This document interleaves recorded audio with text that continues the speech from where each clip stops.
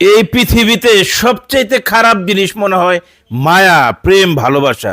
এই যে স্বামী নিজের এই মহিলার আপন বোনের মেয়েকে সে আকাম করছে, বুঝেনি তো, এই জিনিসটা ভাইরাল।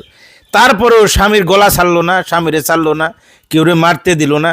যে পর্যন্ত পুলিশ না আসে স্বামীর কাছে কাউরে যাইতে দিল না। স্বামীর মাথা ফেটে গেছে, যে কোনোভাবে হোক, বৃষ্টি পড়তেছে, গাছের পাতা দিয়ে নিজে ভিজতেছে, কিন্তু স্বামীরে ভিজতে দিতেছে না, সুরক্ষিত রাখার চেষ্টা করতেছে।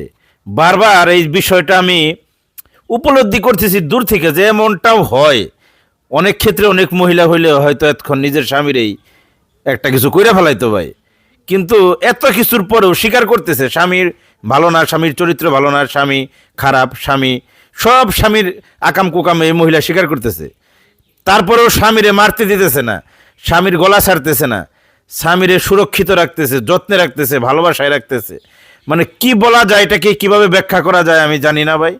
আপনারা কমেন্টে আপনাদের মতামত জানাইন, এইটা শেয়ার করতে পারেন, কারণ এখানে অনেক কিছুই শেখার আছে। ধন্যবাদ সবাইকে।